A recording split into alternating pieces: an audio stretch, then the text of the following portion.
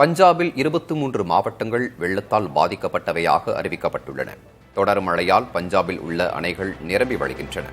ஆறுகள் அபாய அளவை தாண்டி பாய்கின்றன. அதனால் பாதிக்கப்பட்ட பகுதிகளை பஞ்சாப் ஆளுநர் குலாப் சந்த் கட்டாரியா, முதல்வர் பகவந்த் மான் ஆகியோர் நேரில் சென்று தனித்தனியாக பார்வையிட்டனர். ஃபெரோஸ்பூரில் ஏற்பட்டுள்ள பாதிப்புகளை படகு மூலம் சென்று முதல்வர் ஆய்வு செய்தார். வெள்ளத்தால் அதிகம் பாதிக்கப்பட்ட பகுதிகளில் ஒன்றான தரன் பகுதியை ஆளுநர் ஆய்வு செய்தார். மாநிலம் முழுவதும் தொடர் மழையால் 3.5 லட்சத்திற்கும் அதிகமான மக்கள் பாதிக்கப்பட்டுள்ளதாக தெரிவிக்கப்பட்டுள்ளது. வெள்ளத்தால் பாதிக்கப்பட்ட பகுதிகளில் இருந்து இதுவரை 20,000த்திற்கும் அதிகமான மக்கள் மீட்கப்பட்டுள்ளனர். 1,48,590 ஹெக்டேர் விளைநிலங்கள் பாதிக்கப்பட்டுள்ளன. 23 தேசிய பேரிடர் மீட்புப் படையினர் தொடர்ந்து களத்தில் இருப்பதாகவும் விரைவில் நிலைமை இயல்புக்கு வரும் என்றும் பகவத் மான் நம்பிக்கை தெரிவித்துள்ளார்.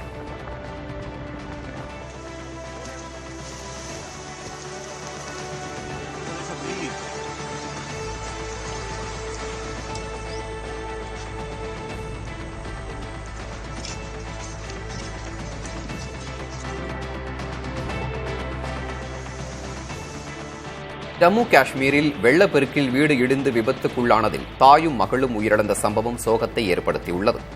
ஜம்மு மாவட்டத்தில் தொடர் கனமழையால் பெரும்பாலான பகுதிகளில் வெள்ளம் சூழ்ந்துள்ளது. ஆறுகள், ஏரிகள் உள்ளிட்ட நீர்நிலைகளில் வெள்ளப்பெருக்கு ஏற்பட்டுள்ளதால் கரையோர பகுதி மக்களுக்கு எச்சரிக்கை விடுக்கப்பட்டுள்ளது. குடியிருப்பு பகுதிகள், சாலைகளில் வெள்ளம் சூழ்ந்துள்ளதால் பொதுமக்களின் இயல்பு வாழ்க்கை பாதிக்கப்பட்டுள்ளது. இதற்கிடையே ரஜோரி மாவட்டத்தில் உள்ள காங்கிரி கிராமத்தில் வீடு இடிந்து விபத்துக்குள்ளானதில் தாயும் மகளும் நிகழ்விடத்திலேயே உயிரிழந்தனர். தொடர்ந்து இருவரின் உடல்களும் மீட்கப்பட்டு பிரேத பரிசோதனைக்காக மருத்துவமனைக்கு அனுப்பி வைக்கப்பட்டது.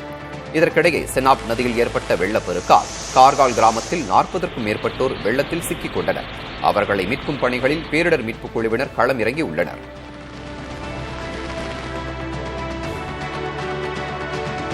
டெல்லியில் மத்திய நிதியமைச்சர் நிர்மலா சீதாராமன் தலைமையில் 56வது GST கவுன்சில் கூட்டம் டெல்லியில் உள்ள சுஷ்மா ஸ்வராஜ் பவனில் தொடங்கி நடைபெற்று வருகிறது.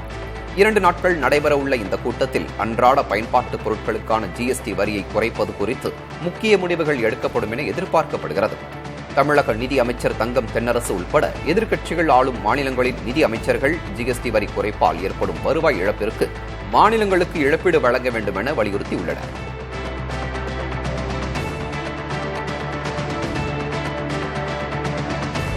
தாக்குதல் சம்பவத்திற்கு பிறகு பொதுமக்கள் குறைகேட்பு நிகழ்வு முகாமை டெல்லி முதல்வர் ரேகா குப்தா மீண்டும் தொடங்கியுள்ளார். கடந்த மாதம் 20ஆம் தேதியன்று குறைகேட்பு முகாமில் முதல்வர் ரேகா குப்தா மீது தாக்குதல் நடத்தப்பட்டது. இதைத் தொடர்ந்து அவருக்கு இசட் பிரிவு பாதுகாப்பு வழங்கப்பட்டது. இந்நிலையில் 2 வாரங்களுக்கு பிறகு பலத்த பாதுகாப்புடன் மீண்டும் பொதுமக்கள் குறைகேட்பு முகாமை முதல்வர் ரேகா குப்தா தொடங்கியுள்ளார். மெட்டல் டிடெக்டர் மூலம் சோதனை செய்த பின் முகாமில் பங்கு பெற பொதுமக்கள் அனுமதிக்கப்பட்டனர்.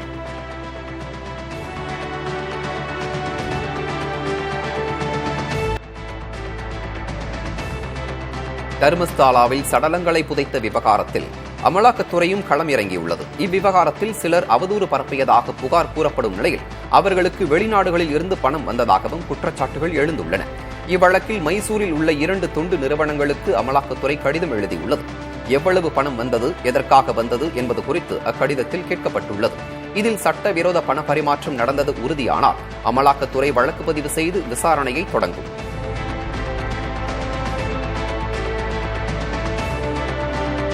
இந்தியாவில் சட்டவிரோதமாக தங்கியுள்ள வெளிநாட்டவர்களை தங்க வைக்க தடுப்பு காவல் மையங்களை அமைக்க அனைத்து மாநிலங்களுக்கும் மத்திய உள்துறை அமைச்சகம் அறிவுறுத்தியுள்ளது. இந்தியாவில் சட்டவிரோதமாக தங்கியுள்ள வெளிநாட்டவர்களை கண்டறியும் பணியில் மத்திய அரசு தீவிரம் காட்டி வருகிறது. குறிப்பாக வங்கதேசத்தவர்கள் பலர் பிடிபட்டு வருகின்றனர்.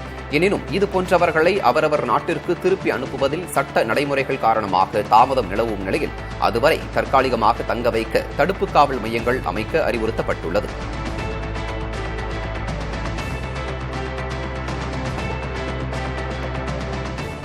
இருசக்கர வாகனங்களுக்கு சமமான வரி விதிக்கவும், மின்சார வாகனங்களுக்கு 5% GST வரியை தொடர வேண்டும் என்று கைனடெக் இந்தியா நிறுவனம் வலியுறுத்தியுள்ளது.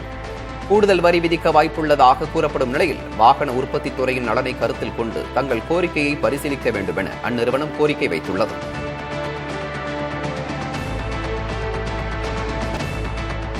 நாட்டின் இறையாண்மையையும் பிராந்திய ஒருமைப்பாட்டையும் பாதுகாக்க உறுதியேற்க வேண்டும் என சீன ராணுவத்திடம் அந்நாட்டு அதிபர் ஷி ஜின்பிங் கேட்டுக் கொண்டார். 2ஆம் உலகப் போரில் வெற்றி பெற்றதன் 80வது ஆண்டு விழா கொண்டாட்டத்தில் உரையாற்றிய அவர், உலகத்தரம் வாய்ந்த ராணுவமாக தங்களை கட்டமைத்துக் கொள்ளும் நடவடிக்கைகளை முன்னெடுக்க வேண்டும் என கேட்டுக் கொண்டார். தொடர்ந்து பேசிய அவர், உலக நாடுகள் ஒன்றை ஒன்று சமமாக நடத்தி இணக்கத்துடன் வாழ்ந்தால் மட்டுமே போரை தவிர்க்க முடியும் என தெரிவித்தார். வரலாற்றின் சரியான பக்கமே சீன மக்கள் என்றும் இருப்பார்கள் என அதிபர் ஜின்பிங் தெரிவித்தார்.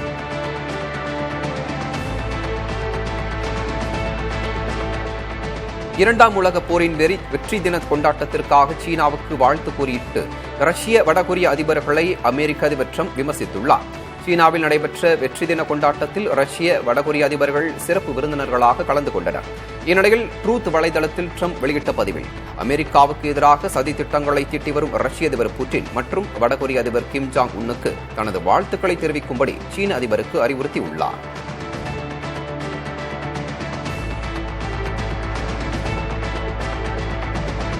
சீனாவின் சுதந்திரத்திற்காக தங்கள் ரத்தத்தை கொடுத்த அமெரிக்கர்களை சீன அதிபர் இந்த நாளில் நினைவு கூர்வாரா என அதிபர் ட்ரம்ப் வினவியுள்ளார்.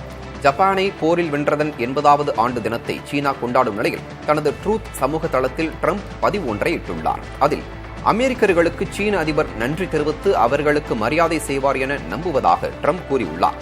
அமெரிக்காவிற்கு எதிராக சீனா சதி செய்வதாக கூறியுள்ள ட்ரம்ப் விழாவிற்கு வந்துள்ள புட்டினுக்கும் கிம் ஜாங் உன்னுக்கும் வாழ்த்துக்களை தெரிவிக்கும்படி பதிவிட்டுள்ளார்.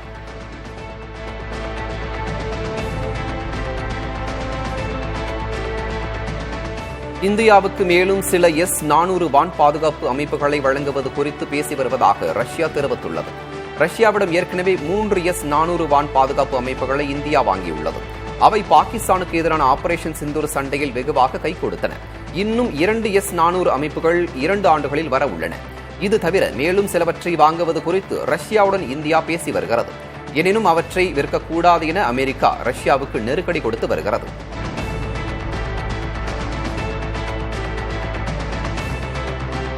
வரி விதிப்பு சர்ச்சைகள் வர்த்தக உலகில் எதிர்ப்புகளை சந்தித்துள்ள நிலையில் கூட்டு ராணுவ பயிற்சிக்காக இந்திய ராணுவம் அமெரிக்கா சென்றுள்ளது. கடந்த 1ஆம் தேதி தொடங்கிய இந்த வருடாந்திர கூட்டு ராணுவ பயிற்சி வரும் 14ஆம் தேதி வரை அலாஸ்காவில் நடக்கிறது. யூத் அபியாஸ் 2025 என்ற பெயரில் அங்குள்ள போர்ட் வைன்ரெட் தளத்தில் நடத்தப்படும் கூட்டு பயிற்சியில் 21வது ஆண்டாக இந்திய அமெரிக்க படைகள் பங்கேற்றுள்ளன. இரு நாடுகளின் ராணுவங்களுக்கு இடையிலான ஒருங்கிணைப்பு மற்றும் ஒத்துழைப்பை மேம்படுத்தும் வகையில் கூட்டு பயிற்சி வடிவமைக்கப்பட்டுள்ளதாக இந்திய வெளியுறவுத்துறை அமைச்சகம் தெரிவித்துள்ளது. ஹெலிகாப்டர் மூலம் தாக்குவது, மலைகள் மற்றும் பாறைகள் நிறைந்த பகுதிகளில் கையாளும் போர் உத்திகள், மிக உயரமான பகுதிகளில் போர்க்கால சூழல் என பல்வேறு விதமான போர் பயிற்சிகள் அளிக்கப்பட்டு வருகின்றன. ஐநா சபையின் அமைதி படைக்காக ராணுவ வீரர்களின் திறன்களை மேம்படுத்துவதும் பல்வேறு தளங்களில் ஏற்படும் சவால்களுக்கு தயாராக இருப்பதும் இதன் நோக்கமாகும்.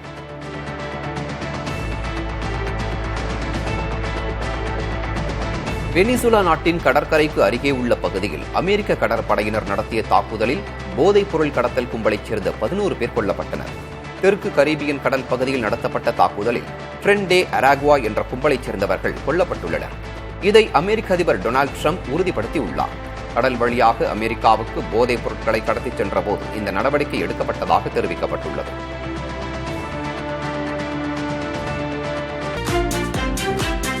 கோவை மாவட்டம் அன்னூரில் பொதுமக்களுக்கு அச்சுறுத்தல் ஏற்படுத்தும் வகையில் சுற்றித் திரியும் தெருநாய்களுக்கு பேரூராட்சி நிர்வாகம் ரேபிஸ் தடுப்பூசி போடும் பணியில் ஈடுபட்டுள்ளது. கால்நடை மருத்துவர்கள் மற்றும் நாய் பிடிப்பவர்களின் உதவியுடன் பேருந்து நிலையம் மற்றும் வாரச்சந்தை பகுதிகளில் பிடிக்கப்பட்ட 30க்கும் மேற்பட்ட நாய்களுக்கு ரேபிஸ் தடுப்பூசி போடப்பட்டது. மேலும் தடுப்பூசி போடப்பட்ட நாய்களுக்கு அடையாள குறியீடு வைக்கப்பட்டு மீண்டும் அதே இடத்தில் விடப்பட்டன.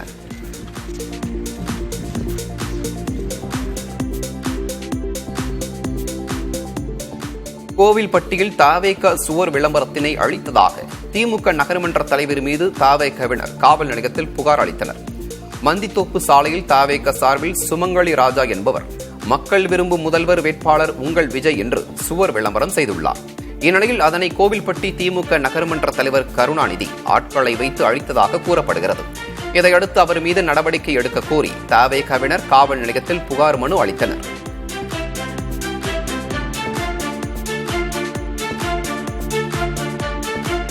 கரூரில் உள்ள வள்ளுவர் அறிவியல் மற்றும் மேலாண்மை கல்லூரியில் வீட்டுக்கு ஒரு விஞ்ஞானி நிகழ்ச்சி நடைபெற்றது.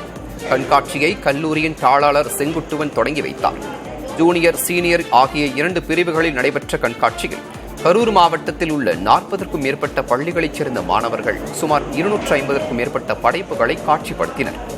வீட்டில் சமையல் எரிவாயு கசிந்தால் தானியங்கி மூலம் சிலிண்டர் வால்வை மூடும் கருவி, மழையிலிருந்து பயிர்களை காக்கும் கருவி, தானியங்கி தீயணைப்பு கருவி, மணலிலிருந்து மின்சாரம் தயாரிக்கும் கருவி, பூகம்பம் எச்சரிக்கை கருவி, செப்டிக் டேங்கில் மனித உயிரிழப்புகளை தடுக்கும் கருவி உள்ளிட்ட பல்வேறு கண்டுபிடிப்புகளை மாணவர்கள் காட்சிப்படுத்தினர்.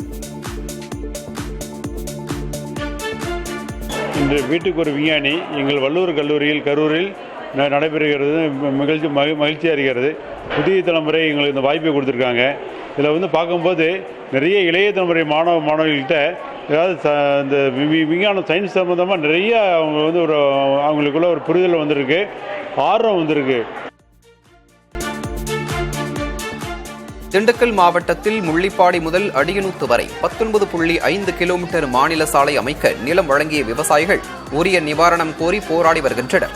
மார்க்சிஸ்ட் கம்யூனிஸ்ட் கட்சியைச் சேர்ந்த மக்களவை உறுப்பினர் சச்சிதானந்தம் தலைமையில் விவசாயிகள் மற்றும் பெண்கள் உட்பட 100க்கும் மேற்பட்டோர் மாவட்ட ஆட்சியர் அலுவலகத்திற்கு எதிரே காலவரமற்ற காத்திருப்பு போராட்டத்தில் ஈடுபட்டுள்ளனர்.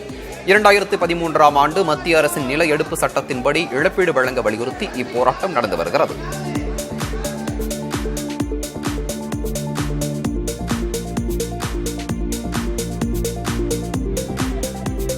பல்கலைக்கழக மானியக் குழுவின் வரைவு அறிக்கையை திரும்பப் பெற வலியுறுத்தி தஞ்சை மாவட்டத்தில் இந்திய மாணவர் சங்கத்தினர் போராட்டங்களில் ஈடுபட்டனர். தஞ்சையில் மன்னர் சரபோஜி அரசு கல்லூரி முன்பு திரண்ட அவர்கள் விடுதலை போராட்ட வீரர்களின் பெயர்களை மறைத்து RSS அமைப்பின் தலைவர்களை பாடத்திட்டத்தில் இணைப்பதாக குற்றம் சாட்டி முழக்கமிட்டனர். வரைவு அறிக்கையை எரிக்க முற்பட்ட மாணாக்கரை காவல்துறையினர் தடுத்ததால் வாக்குவாதம் ஏற்பட்டது. இதேபோல் கும்பகோணத்திலும் அரசு கலைக்கல்லூரி முன்பு இந்திய மாணவர் சங்கத்தினர் போராட்டம் நடத்தினர். வரைவு அறிக்கை நகலை எரித்ததால் பரபரப்பு ஏற்பட்டது.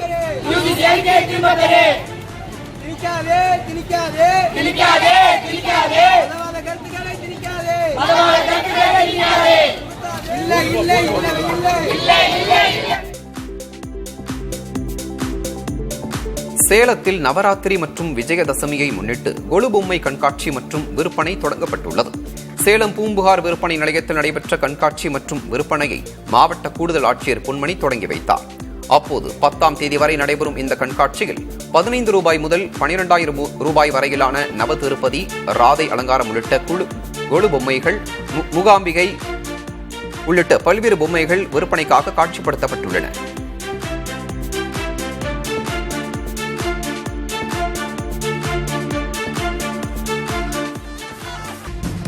டெல்லியில் மத்திய நிதியமைச்சர் நிர்மலா சீதாராமன் தலைமையில் 56வது GST கவுன்சில் கூட்டம் டெல்லியில் தொடங்கி நடைபெற்று வருகிறது. 2 நாட்கள் நடைபெறவுள்ள இந்த கூட்டத்தில் அன்றாட பயன்பாட்டு பொருட்களுக்கான GST வரியை குறைப்பது குறித்து முக்கிய முடிவுகள் எடுக்கப்படும் என்று எதிர்பார்க்கப்படுகிறது. தமிழக நிதியமைச்சர் தங்கம் தென்னரசு உட்பட எதிர்க்கட்சிகள் ஆளும் மாநிலங்களின் நிதியமைச்சர்கள் GST வரி குறைப்பால் ஏற்படும் வருவாய் இழப்பிற்கு மாநிலங்களுக்கு இழப்பீடு வழங்க வேண்டும் என்று வலியுறுத்த உள்ளனர். இதற்கிடையே வரி குறைப்புகள் வரும் 5ஆம் தேதி நள்ளிரவு முதல் அமலுக்கு வர வாய்ப்புள்ளதாகவும் தகவல் வெளியாகியுள்ளது. இந்தியாவுக்கு மேலும் சில S-400 வான் பாதுகாப்பு அமைப்புகளை வழங்குவது குறித்து பேசி வருவதாக ரஷ்யா தெரிவித்துள்ளது. ரஷ்யாவிடம் ஏற்கனவே 3 S-400 வான் பாதுகாப்பு அமைப்புகளை இந்தியா வாங்கியுள்ளது. அவை பாகிஸ்தானுக்கு எதிரான ஆபரேஷன் சிந்தூர் சண்டையில் வெகுவாக கை கொடுத்தன. இன்னும் 2 S-400 அமைப்புகள் 2 ஆண்டுகளில் வரவுள்ளன. இது தவிர மேலும் சிலவற்றை வாங்குவது குறித்து ரஷ்யாவுடன் இந்தியா பேசி வருகிறது. எனினும் இவற்றை விற்கக்கூடாது என அமெரிக்கா ரஷ்யாவுக்கு நெருக்கடி கொடுத்து வருகிறது. இதற்கிடையே இந்தியாவுக்கு வழங்கும் கச்சா எண்ணெய் விலையை மேலும் $1 குறைக்க ரஷ்யா முடிவு செய்திருப்பதாக தெரிகிறது.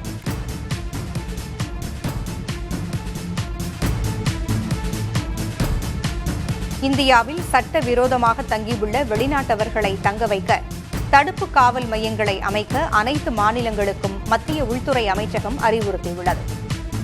இந்தியாவில் சட்டவிரோதமாக தங்கியுள்ள வெளிநாட்டவர்களை கண்டறியும் பணியில் மத்திய அரசு தீவிரம் காட்டி வருகிறது. குறிப்பாக வங்கதேசத்தவர்கள் பலர் பிடிபட்டு வருகின்றனர். எனினும் இதுபோன்றவர்களை அவரவர் நாட்டுக்கு திருப்பி அனுப்புவதில் சட்ட நடைமுறைகள் காரணமாக தாமதம் நிலவும் நிலையில் அதுவரை தற்காலிகமாக தங்க வைக்க தடுப்பு காவல் மையங்கள் அமைக்க அறிவுறுத்தப்பட்டுள்ளது. பாகிஸ்தானின் குவெட்டாவில் நடைபெற்ற தற்கொலைப்படை தாக்குதலில் 14 பேர் கொல்லப்பட்டனர், 35 பேர் காயமடைந்தனர். பலுசிஸ்தான் தேசிய கட்சி கூட்டத்தின் முடிவில் குண்டு வெடித்ததாகவும் இதில் இறந்தவர்கள் அக்கட்சியைச் சேர்ந்தவர்கள் என்றும் கூறப்படுகிறது. குண்டு வெடிப்பதற்கு சில நிமிடங்கள் முன்புதான் பலுசிஸ்தான் தேசிய கட்சி தலைவர் அக்தர் மெங்கல் அங்கிருந்து புறப்பட்டுச் சென்றார். இது அவரை குறிவைத்து நடந்த தாக்குதலாக இருக்கலாம் என்று கருதப்படுகிறது. இத்தாக்குதலுக்கு எந்த அமைப்பும் பொறுப்பேற்கவில்லை. இஸ்ரேல் புதிய உளவு செயற்கைக்கோளை விண்ணில் ஏவியுள்ளது. எனினும் இது எங்கிருந்து ஏவப்பட்டது என்பது உள்ளிட்ட விவரங்களை இஸ்ரேல் வெளி உலகிற்கு தெரிவிக்கவில்லை. இந்த செயற்கைக்கோள் முற்றிலும் உள்நாட்டிலேயே தயாரிக்கப்பட்டது. இது பூமியை எந்தவொரு இடத்தையும் துல்லியமாக படம் பிடிக்கும் திறன் கொண்டது என்று கூறப்படுகிறது. இஸ்ரேல் கடந்த 37 ஆண்டுகளாகவே தனது உளவு தேவைகளுக்கு செயற்கைக்கோள்களை பயன்படுத்தி வருகிறது.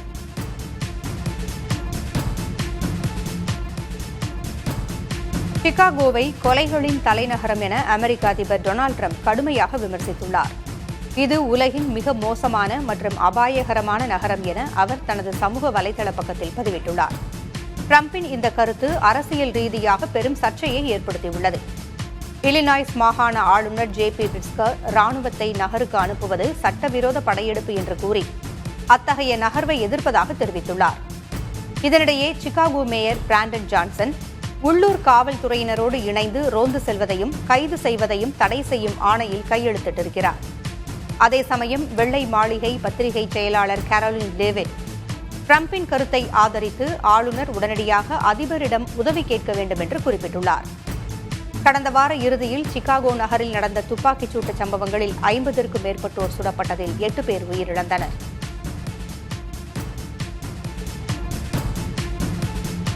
ஆப்பிரிக்க நாடான புர்கினா ஃபாசோ தன்பாலின சேர்க்கையை தடை செய்துள்ளது. தன்பாலின சேர்க்கையில் ஈடுபடுபவர்களுக்கு 5 ஆண்டு வரை சிறை தண்டனை விதிக்கப்படும் என்றும் புதிய சட்டத்தில் கூறப்பட்டுள்ளது. ஆப்பிரிக்காவில் ஏற்கனவே 30 நாடுகளில் தண்டனைக்குரிய குற்றமாக இது அறிவிக்கப்பட்டுள்ளது. இந்நிலையில் புர்கினா ஃபாசோவில் அமைந்துள்ள ராணுவ அரசும் தன்பாலின சேர்க்கையை தடை செய்துள்ளது.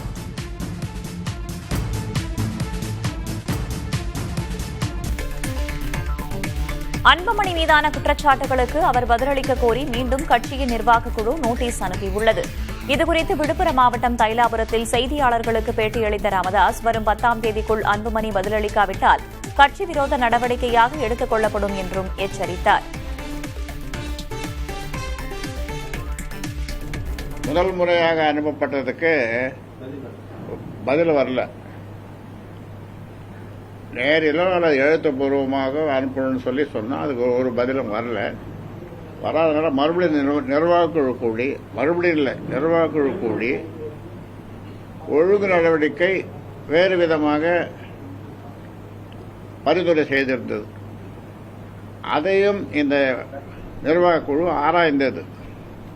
அதையும் ஆராய்ந்து இன்னும் ஒரு வார காலம் அவகாசம் கொடுக்கலாம் என்ற முடிவிலே 10ஆம் தேதி வரை மீண்டும் அவகாசம் கொடுக்கலாம் என்று இந்த ஒழுங்கு நடவடிக்கை குழு ஒரு மனதாக நிர்வாகக்குழு ஒரு மனதாக முடிவு. 2வது நோட்டீஸுக்கும் அன்புமணி பதிலளிக்காவிட்டால் என்ன நடவடிக்கை எடுப்பீர்கள் என்று செய்தியாளர்கள் கேள்வியை முன்வைத்தனர். அதற்கு போக போக தெரியும் என்ற பாடலை ராமதாஸ் மீண்டும் பாடினார்.